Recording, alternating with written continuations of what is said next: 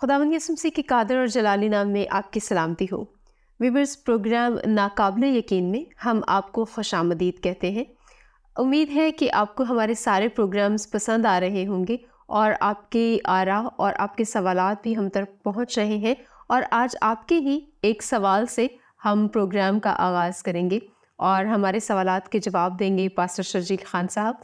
Pastor साहब, आपका बहुत बहुत शुक्रिया सिस्टर, थैंक यू। पास्टर साहब, जहां हम आपको खुशामदीद कहते हैं तो वहीं सवालात भी आपके लिए लाए हैं। एक्चुअली हमारे जो हमारे नाजरीन में से एक हमें सवाल मौसूल हुआ और वो ये है कि मसीह की कुर्बानी ज़मीनियों के लिए तो समझ में आती है कि वो क्यों ज़रूरी है, उसकी अहमियत का भी आपने बड़ी डिटेल से हमें बताया, लेकिन आसमानी मखलूक़ात के लिए या आसमानियों के लिए वो क्यों ज़रूरी थी या उसका क्या पस मंज़र है या उसकी क्या इम्पोर्टेंस है, इसके बारे में आज ज़रूर हमें आगाह कीजिए। दर हकीकत जो है वो इब्रानियों के मुसन्निफ़ ने हमें इस चीज़ को वजाहत से बताया है। तो पहले हम उसको देख लेते हैं, उसकी आयात मुक़द्दसा को पढ़ लेते हैं। इब्रानियों के ख़त में उसके 9वें बाब की 22वीं आयत से 27वीं आयत तक इसमें लिखा है, और तकरीबन सब चीज़ें शरीयत के मुताबिक खून से पाक की जाती। पुराने अहदनामे की सारी शरीयत के मुताबिक। शरीयत बज़ाते ख़ुद बहुत अच्छी है, हमें उसको पढ़ना चाहिए, समझना चाहिए। और शरीयत भी एक्चुअली मैं उसको थोड़ा सा बता दूं कि शरीयत रस्मी है, अखलाकी है, ठीक है। तो अखलाकी शरीयत में कोई तब्दीली रूनमा नहीं होती, ठीक है, ठीक है। वो अभी भी वैसे ही इस्तेमाल की जाती है और उस पर वो सब पर लागू होती है, ठीक है। और उसी से जो मुल्की क़वानीन होते हैं, लॉ होता है, वो अखलाकी शरीयत पर ही मबनी होता है, तो हम उसके जो है पाबंद होते हैं। लेकिन जो रस्मी शरीयत होती है वो चेंज हो जाती, तो मसीह की कुर्बानी के बायस वो भी बदल गई। तो पुराने अहदनामे की सारी शरीयत उसके मुताबिक भी सब चीज़ें शरीयत के मुताबिक खून से पाक की जाती हैं और बग़ैर खून बहाए मुआफ़ी नहीं होती। ये खुदा का जो है वो ये लॉ था, ये क्या है, एक कानून है, ये कोई उसूल नहीं है, ठीक है। इसमें खुदा ने इस चीज़ को जो है वो शुरू से मुकर्रर किया हुआ था, ठीक है, क्योंकि अभी की ये बात ही नहीं थी। ये इब्तिदाए आलम से जो है वो पेशतर से मामला ये चल रहा था, ठीक है। हमें इस चीज़ को समझने की ज़रूरत है।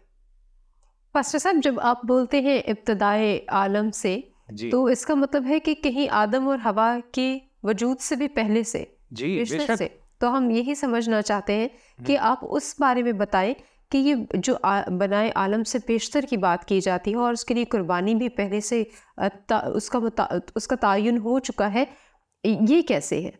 तो बाइबल मुक़द्दस में एक्चुअली जो है वो ये देखें, ये जो लिखवाने वाला है या लिखने वाला है वो दरअसल हाथ जो है वो इंसानी है, लेकिन पीछे जो हस्ती कार फरमा है वो इंसानी नहीं, वो इलाही ज़ात है जो टाइम और स्पेस को बनाने वाली है। मैं एक्चुअली जो है वो लोगों को आज शॉक देना चाह रहा हूँ, उनको जो है वो ज़रा थोड़ा इलेक्ट्रिक शॉक टाइप की जो है वो चीज़ें देना चाह रहा हूँ, और जो है वो ज़हनी वुसअत की बाउंड्रीज़ या हुदूद को जो है मैं वसी करना चाह रहा हूँ। सही। हम बाइबल मुक़द्दस को बहुत महदूद नज़र से पढ़ते हैं, मैं चश्मे तब्दील करने वाला हूँ। सही सही। तो हम काशफा की किताब उसके 13वें बाब की 8वीं आयत में देखते हैं वहाँ क्या लिखा है, तो फिर हमें थोड़ा सा जो है वो हमारा चश्मा थोड़ा वसी होगा। ज़मीन के वो सब रहने वाले जिनके नाम उस बर्रा की किताब हयात में लिखे नहीं गए जो बिनाए आलम के वक्त से ज़िबा हुआ है, उस हैवान की प्रस्तिश करेंगे जो मुखालिफ मसीह है। वो एंड टाइम्स की बात, सही। वो कब से ज़िबा हुआ है? बिनाए आलम से। जी, मैं ये बात कह रहा हूँ, हम इस बात को जो है वो यानी खुदा का मंसूबा जो है वो कब से है, ये दुनिया बनाने से पहले से खुदा के मंसूबे में शामिल है कि बेटे की कुर्बानी होगी। सही। बेटा भी जानता है कि मेरी कुर्बानी होगी, ठीक है। इब्रानियों 10वें बाब में लिखा है, इसलिए वो दुनिया में आते वक्त कहता है, 10वें बाब की 5वीं आयत से, तूने कुर्बानी और नज़र को पसंद ना किया। दुनिया जो कुर्बानियाँ देती थी और देती है, मैं उनकी भी बात कर रहा हूँ, और नज़र और अकीके और जो सदक़े, इन सब की बात कर रहा हूँ। तूने कुर्बानी और नज़र को पसंद ना किया, बल्कि मेरे लिए एक बदन तैयार किया। पूरी सोख्ती कुर्बानियों और गुनाह की कुर्बानियों से तू खुश ना हुआ, उस वक्त मैंने कहा कि देख मैं आया हूं। ये पहले कहा, दुनिया अभी बनी नहीं है, तो उससे पहले कहा देख मैं आया हूं, किताब के वर्क़ों में मेरी निस्बत लिखा हुआ है। वर्क़ों किससे मुराद है? तुम्हारों में, ताकि ऐ खुदा तेरी मर्जी पूरी करूं। ठीक, तो वो सोख्तनी कुर्बानियों और गुनाह की कुर्बानियों और नज़र की कुर्बानियों को पसंद नहीं किया गया।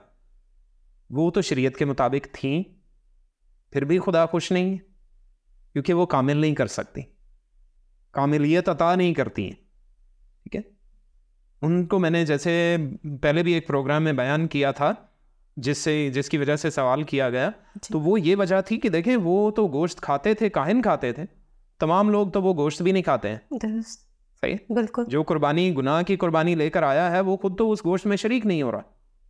सही, तो इस वजह से उसका तो मसला हल हो गया, चलो जी ठीक है, उसने जो है वो कफारा उसका हो गया, मान लेते हैं। लेकिन जब उससे दोबारा गुनाह होगा तो फिर उसे कुर्बानी चढ़ानी पड़ेगी। एग्जैक्टली। ठीक, तो ये रेपिटेशन है। मैंने इसकी मिसाल जो है बड़ी आसान और सादा ये करने की कोशिश की थी कि हम रोज़ खाना खाते हैं और एक बार नहीं 3 बार खाते हैं, बीच में भी मौका मिल जाए तो हम खा ही लेते हैं। सही, तो क्यों? इसलिए नहीं कि हमें जो है वो बड़ी जो है वो ज़िंदगी हासिल होती है। दर हकीकत हम मौत से बचने के लिए खा रहे हैं, हम मौत को याद कर रहे होते हैं असल में, जिस पे कभी हमने तवज्जो नहीं दी है कि हम दरअसल हर बार जब खाना खाते हैं तो हमें पता होता है कि अगर नहीं खाएंगे तो मर जाएंगे या मर सकते हैं। दुरुस्त। ठीक, और 7 दिन अगर खाना नहीं खाए तो फौत हो सकते हैं, ऐसा ही। तो यही चीज़ है, हमें यादगारी है वो जो रोज़ बरोज़ खाना खाना है, वैसे ही वो हर साल की कुर्बानी हो, रोज़ की कुर्बानी हो या किसी ख़ास जो है मौके की कुर्बानी हो, तो वो जो कुर्बानी है वो हमें कामिल नहीं करती। फिर वैसा मौका आएगा, फिर वैसी कोई हमसे हालत जो है वो होगी, या हम कोई वैसे ही हरकत कर बैठेंगे तो फिर कुर्बानी की ज़रूरत होगी। इसलिए वो हमें कुर्बानी कामिल नहीं कर रही, क्योंकि मेरे दिल को साफ़ नहीं कर रही। इस वजह से मसीह की कुर्बानी जो है वो लाजवाल कुर्बानी, उसमें लाजवाल मैं इस वजह से कह रहा हूँ, इसमें कोई कमी बेशी नहीं होती। ये हतमी कुर्बानियों से भी बढ़कर कुर्बानी हो गई, इससे आखिरी कोई कुर्बानी नहीं है, इससे बड़ी कोई कुर्बानी नहीं। इसने अपनी पूरी ज़रूरत पूरी की है, इसने हमारी तमाम ज़रूरतें पूरी की हैं, जो शरीयत के मुताबिक थी, जो कवानीन के मुताबिक हैं, खुदा के कवानीन के मुताबिक, वो तमाम ज़रूरतें पूरी कर दी। हमारी इखलाकी हों, समाजी हों, हमारी शख्सी हों, इज्तिमाई हों, ख़ानदानी हों, मजहबी हों, उन तमाम ज़रूरतों को मसीह की कुर्बानी ने पूरा कर दिया है। बात समझ रहे हैं? उसके बाद फिर क्या है, जो आसमानी जो है वो चीज़ों की पाकीज़गी की ज़रूरत थी, उसके लिए इब्रानियों का मुसन्निफ जो है वो लिखता है, वो 9वें बाब की 23वीं आयत से, बस ज़रूर था कि आसमानी चीज़ों की नकलें तो इनके वसीले से पाक की जाए। आसमानी चीज़ों की नकलें, ज़मीन पर नकल है, ठीक है?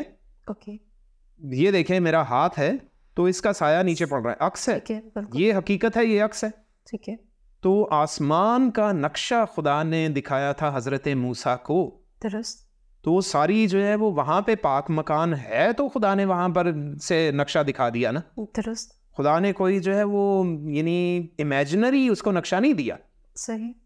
दर हकीकत वहां पर इबादत होती थी और होती है, मुकाशवा में बार बार लिखा हुआ है, फरिश्ते गा रहे हैं, 24 बुजुर्ग खुदा के तख्त के सामने बैठे वो भी गा रहे हैं, उसकी हम्द कर रहे हैं, तो इबादत में ही हैं। तो फिर है ना, मतलब खुदा की हैकल बनी हुई है, वहाँ पर खुदा का सियून है, आसमानी यरूशलेम। गलतियों 4 बाब की 26वीं आयत में लिखा है, आसमानी यरूशलेम वही हमारी माँ है। 4 की 26 में यही लिखा हुआ।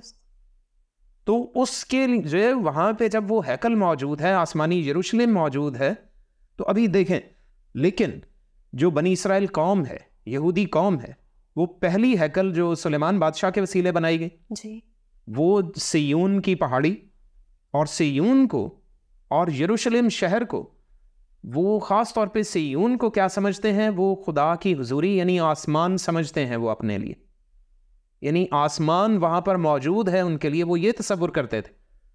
उसके बाद जब वो हैकल गिरा दी गई 586-87 कबल मसीह में। तो उसके बाद क्या है, जब सेकंड टेम्पल का टाइम पीरियड आता है, तो वो जब 445 कबल मसीह में, 444 कबल मसीह में नहमिया और अज़रा का ज़माना है। तो इन दोनों के ज़माने में जब हैकल तामीर हो गई है दोबारा, 46 साल उसे लग गए बनने में जी। तो सेकंड टेम्पल में भी जो फिर कंसेप्ट था ज्यूश, जो यहूदी कौम का, जो बनी इसराइल कौम का, वो यही था कि हैकल की जगह जो है वो हमारे लिए आसमान है, खुदा की हुजूरी है वहाँ पर। खुदा ने कहा था कि मेरा नाम वहाँ सदा तक कायम रहेगा। तो इस वजह से वो क्या है, वो खुदा की हुजूरी की जगह है, वो आसमान तसव्वुर करते थे। यीशु ने यूहन्ना की इंजील 10वें बाब में ये कहा कि यहाँ वो है जो हैकल से भी बड़ा है। तो हैकल से बड़ा कौन है? हैकल वाला खुदा। यीशु ने अपने बारे में कहा था। फिर उसने कहा इसको गिरा दो, इस हैकल को गिरा दो, मैं 3 दिन में उठा खड़ा करूंगा। वो कहने लगे कि 46 साल लगे इसको बनते बनते, आप कैसे बना देंगे? तो बहरहाल, तो वो ये मामला था, आसमानी हस्ती वहां मौजूद है, तो किसी आम चीज के लिए नहीं है। वो जो हाथों की बनाई हुई चीज है, सिर्फ उसके लिए वो कुर्बानी देने सिर्फ नहीं आया हुआ।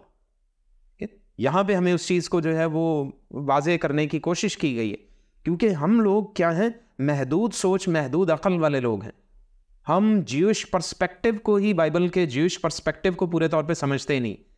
हम ग्रीक पर्सपेक्टिव में रहते हैं। हम यूनानी नज़रिए के तहत बाइबल को समझने की कोशिश करते हैं। जो नबूवत को उनकी डेफिनेशन के मुताबिक, जो ग्रीक पर्सपेक्टिव है, जो ग्रीक थियोलॉजी जो हमें मिली है, उसके मुताबिक ये है कि जो नबूवत होती है वो किसी ख़ास वाक़े का जिक्र कर रही होती है जो मुस्तक़बिल में वक़ू पज़ीर होगा। तो बस वो जब वक़ू पज़ीर हो जाता है तो वो ख़त्म हो गया मामला। लेकिन अब जो ज्यूश थियोलॉजी है, जो बनी इसराइल का जो पुराने अहदनामे की थियोलॉजी थी, उसके मुताबिक नबूवत वो चीज़ है जो पहले शुरू में छोटे वाक़यात उसमें वक़ू पज़ीर होते हैं और आने वाले किसी बड़े वाक़े की तरफ बार बार वो इशारा कर रही होती।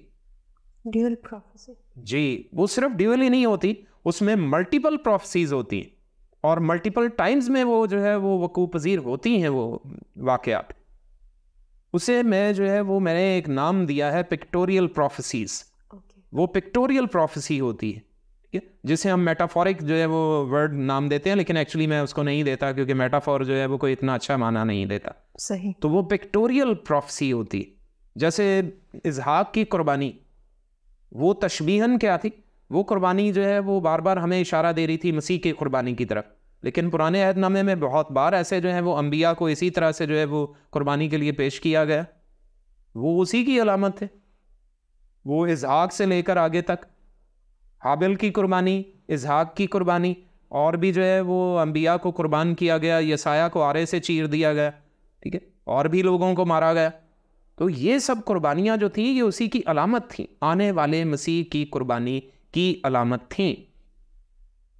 तो इसलिए कि वो आसमानी चीज़ों की भी कुर्बानी देने वाला था, आसमानी चीज़ों को पाक करने के लिए कुर्बानी देने वाला था।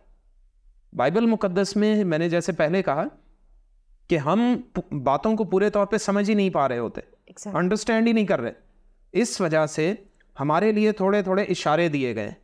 लेकिन अब ये एंड टाइम्स है, दुनिया का आखिर नज़दीक है, नॉलेज बेपना वसी हो चुकी है। अब कौन सी चीज़ है जो आप गूगल से नहीं सर्च आउट कर सकते?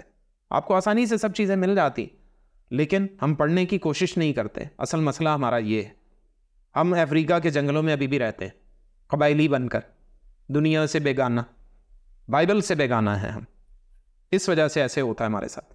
तो ये मामला है, खुदा उसूलों का पाबंद खुदा है।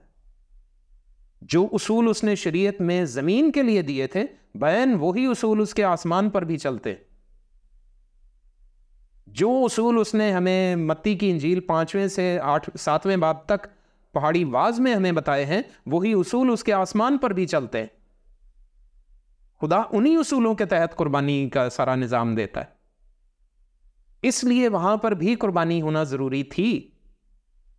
अब सिर्फ वहां पे मामला ये है कि वहां साल ब साल कुर्बानी की ज़रूरत नहीं थी, क्योंकि वो इटर्निटी है।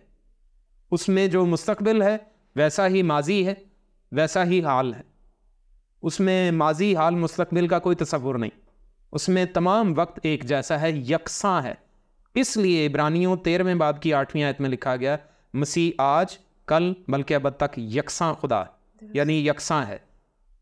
ठीक है, तो वो क्योंकि कल भी वैसा था आज भी वैसा है, उसमें कोई वेरिएशन नहीं है ना, तगय्युर नहीं है। जहां तगय्युर होता है वो क्या है, वो इटर्निटी नहीं, अबदियत नहीं है वहाँ। और जहां तगय्युर नहीं है वहां पर अबदियत मौजूद है, वो खुदा की ज़ात है। इसलिए एक ही कुर्बानी काफी थी आसमान के लिए, एक ही कुर्बानी काफी थी। ठीक है, तो मसीह क्या है, अब यहां पर जो है वो आयत नंबर 23 से 24 में जो है वो आगे आते हैं, लिखा है कि आसमानी चीज़ों की नकलें तो इनके वसीले से पाक की जाएं, मगर खुद आसमानी चीज़ें इनसे बेहतर कुर्बानियों के वसीले से, क्योंकि मसीह उस हाथ के बनाए हुए पाक मकान में दाखिल नहीं हुआ जो हकीकी पाक मकान का नमूना है। हकीकी पाक मकान आसमान में है। दुरुस्त। ठीक है, जैसा खैमा इज्तिमा मूसा को दिखाया गया था वैसा ही खैमा इज्तिमा आसमान में है, ऊपर है। सही। आगे लिखा है, बल्कि आसमान ही में दाखिल हुआ। आसमान से मुराद है आलम बाला में डायरेक्ट, ताकि अब खुदा के रूबरू हमारी खातिर हो, हाजिर हो। ये नहीं कि वो अपने आप को बार बार कुर्बान करे, ये असल क्लू था हमारे लिए। सही। हमारे लिए हिंट था, हम समझे कि अबदियत की कुर्बानी है, ये अबदी कुर्बानी है। बार बार कुर्बानी होगी तो साल ब साल करते रहो, रोज कर लो, कोई फायदा नहीं जी। रस्मी वो बार बार कुर्बान करे, जिस तरह सरदार काहिन पाक मकान में हर साल दूसरे का खून लेकर जाता है, यानी जानवर का खून लेकर जाता है जी, अपना खून लेकर तो नहीं जाता। वरना बिनाए आलम से लेकर उसको बार बार दुख उठाना जरूर होता। बिनाए आलम से तो हम मौजूद ही नहीं थे। बिल्कुल सही है, सही। तो उसको तो लिखा है उसको बिनाए आलम से दुख उठाना जरूर होता। और जिस तरह आदमियों के लिए एक बार मरना और उसके बाद अदालत का होना मुकर्रर है, उसी तरह मसीह भी एक बार गुनाह उठाने के लिए कुर्बान होकर दूसरी बार बगैर गुनाह के नजात के लिए उनको दिखाई देगा जो उसकी राह देखते हैं। तो वो एक बार कुर्बान हुआ ज़मानों के आखिर में, और ये सूरत हाल जो थी, इस चीज़ को जो है वो उसने पूरा करने के लिए उसने ज़मानों के आखिर में, इब्रानियों के ख़त में पहले बाब में ही ये लिखा हुआ है, पहली 2 आयात में, खुदा ने हिस्सा ब हिस्सा और तरह ब तरह बाप दादा से नबियों की मार्फत कलाम करके इस ज़माने के आखिर में हमसे बेटे की मार्फत कलाम किया। तो वो ये वजह है कि ज़माने के आखिर में वो हमसे इस तरह कलाम करता है कि देखो एक ही बार तुम्हारी कुर्बानी हो गई। अब जो गुज़िश्ता वाले हैं वो जब इस कुर्बानी पर जो सामने उनके हो चुकी है वो उस पर निगाह करेंगे तो छुटकारा पाएंगे। सही। हम जो हमारे से पहले हो गई हम उस पर निगाह करते हैं तो हमारा छुटकारा मुमकिन है। सही। और जो अबदी हैं, यानी अबदियत की बात, अब आसमान की बात करते हैं जिसका क्वेश्चन किया गया, अबदियत में ये मामला है कि वहाँ पर जो इबादत गाह थी और है, जो हैकल बनी हुई है, जो आसमान में पाक खैमा है, वो पाक खैमे में जो है वो जाकर दाखिल हो गया।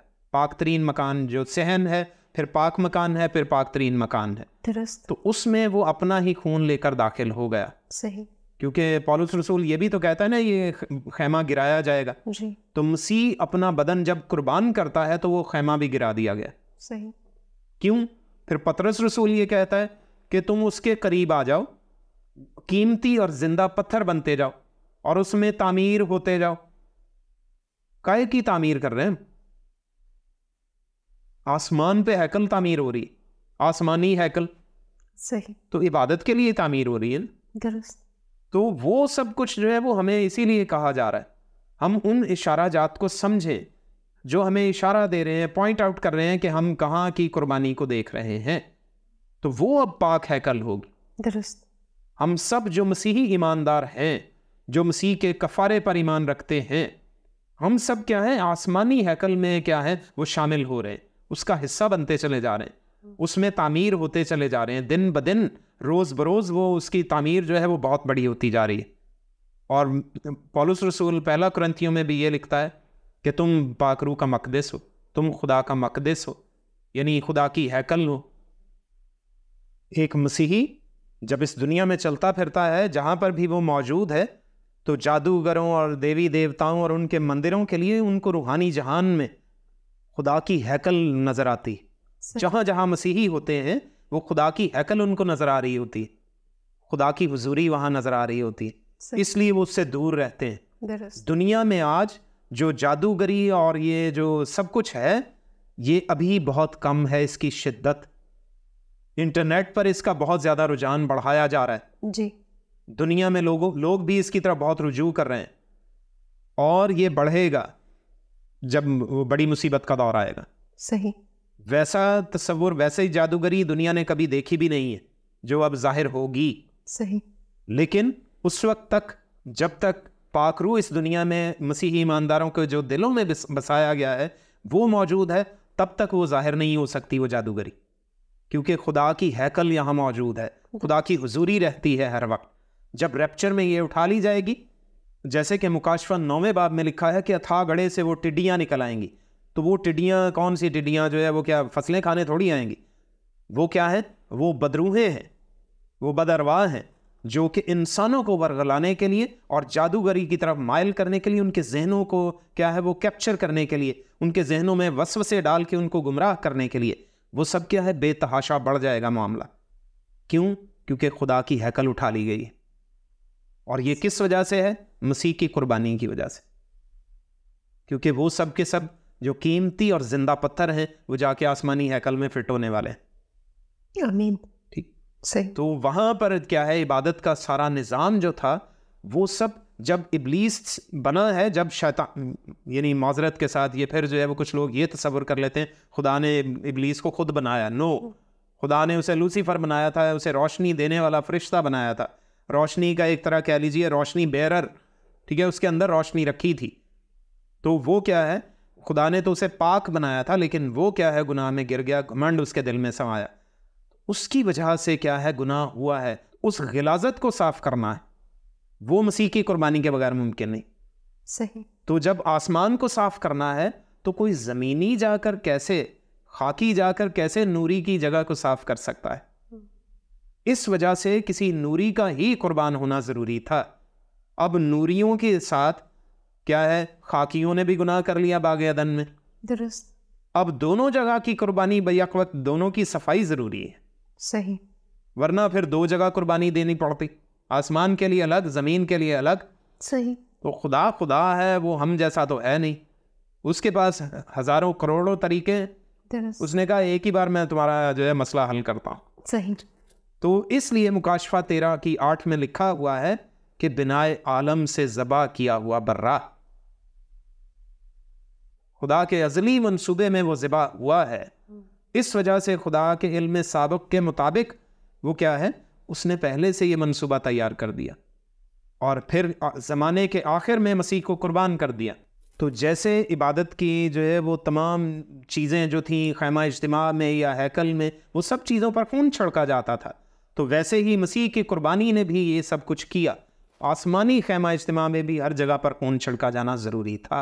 हमें क्या है इस बात को समझना चाहिए, क्योंकि अबदियत में मामला जो है वो ज़मीन जैसा नहीं है, टाइम और स्पेस जैसा नहीं है, ज़मान और मकान जैसा नहीं है। इस वजह से क्योंकि दोनों में ज़मीन और आसमान का फ़र्क है, ये मादी चीज़ें हैं, वो लाफानी चीज़ें हैं, वो गैर मादी हैं। इस वजह से जो कुर्बानी थी, अब वो लाफानी का मादी में मदगम होना ज़रूरी था। सही। और उसने क्या है ऐसा कर दिखाया।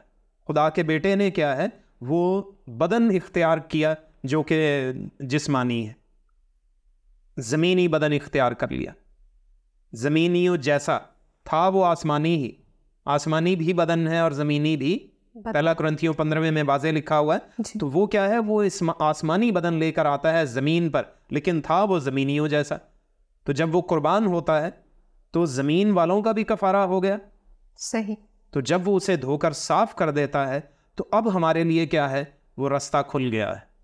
फिर हैकल का पर्दा इसीलिए फाड़ दिया गया कि अब इसकी ज़रूरत बाकी नहीं रही। तो काहिनों को इस चीज़ का अंदाज़ा हो चुका था। जैसे मैंने पहले बताया कि तालमूद में मौइद यौमा ट्रैक्टेट में लिखा हुआ है कि खुदा ने कुछ जो है वो यानी पूरे की पूरी यूनिवर्स में जो है वो निज़ाम चेंज कर दिया है, क्योंकि ये फसा जो है इस पर ऐसा हो गया है। और वो पर्दा जो था जिसको जो है वो 12 बैल खींच के जो है अलग कर सकते थे, वो जो है वो पर्दा ऊपर से नीचे तक कैसे फट गया, उसको इंसानी हाथ तो आसानी से हिला भी नहीं सकते थे। तो वो पर्दा खुदा ने फाड़ दिया है। अब मामला कुछ और हो गया है। अब हमारी जो है वो शरीयत में कोई वाज़े और बड़ी तब्दीली रूनमा होगी। सही। ये जो है वो तालमुद में बाकायदा लिखा हुआ है। और ये जो है वो लिखा, उन्होंने कहा कि हैकल के यानी 70 ईस्वी में जब हैकल जो है बर्बाद हुई है, तो उन्होंने कहा कि ये हमें पता चल गया था आज से ठीक 40 साल पहले जब हैकल का पर्दा फटा था। ठीक है कि यकीनन खुदा अब जो है वो कुर्बानी का निज़ाम चेंज करने वाला है। और उस वक्त जो है वो जुबली हुई थी, साल जुबली जो है वो हुए सन 25 ईस्वी में जो है वो साल जुबली था। और उसके ठीक 5 साल के बाद मसीह की कुर्बानी हुई, हैकल का पर्दा फट गया था। बहुत बड़ी जो है वो तब्दीली रूनमा हुई थी, बहुत बड़ा वाक़या हुआ था। ठीक, तो अभी 2025 में भी साल जुबली आने वाला है। ठीक, तो पता नहीं कि अब क्या वाक़या रूनमा हो, खुदा बेहतर जानता है। लेकिन मसीह की कुर्बानी जो है वो मामूली नहीं है। उसने कायनात का निज़ाम जो है वो बदल के रख देती है, लोगों की सोच के धारे बदल देती है। और वैसी कोई कुर्बानी कर ही नहीं सकता। अगर कोई करने की कोशिश करता भी है तो आसमान पे कैसे चढ़ेगा। मसीह की कुर्बानी जहां पर हुई है वो भी क्या है, वो इसीलिए किया गया, मैं गुलगुता की पहले मिसाल दी थी, वो जायंट्स के मामले को रिवर्स कौन करेगा। कोहे हरमून पे जो उनका मंशूर हुआ था, वॉचर्स का जो गिराए गए फरिश्ते थे, उसको रिवर्स कौन करेगा। और कलीसिया को कायम कौन करेगा, चट्टान पर, मसीह पर, ताकि आलम अरवा के दरवाजे उस पर कभी गालिब ना आए। कोई ऐसे कर ही नहीं सकता था सिवाय मसीह खुदाबंद के, जो इलाही ज़ात भी है और फिर इंसानी ज़ात भी बना है। उसने इंसानी ज़ात को अपने अंदर मदगम कर लिया है ताकि वो इंसान को अपने साथ हमेशा के लिए रख सके। तो खुदावंद हम सबको तौफीक दे कि हम उस पर ईमान रख सकें, उसकी कुर्बानी को अपने दिलों में जगह दें और अपने गुनाहों की मुआफ़ी उससे मांगें, तो आपको आसमान पर क्या है वो जगह मिल जाती। बहुत शुक्रिया पास्टर साहब आपका। व्यूअर्स, उम्मीद है आज का जो आपने सवाल पूछा था उसका जवाब बड़ी बाकायदगी से, बड़ी तफसील से आपको मिला है। गौर करने की बात यह है कि हम जानें कि हमारी ज़िंदगियों में मसीह की इस कुर्बानी का क्या मकसद है और क्या हम उस मकसद को अचीव कर पाए हैं, क्या हमने खुदावंद की तरफ रजू किया है। अपना ख्याल रखिएगा, देखते रहिए प्रोग्राम नाकाबिल यकीन।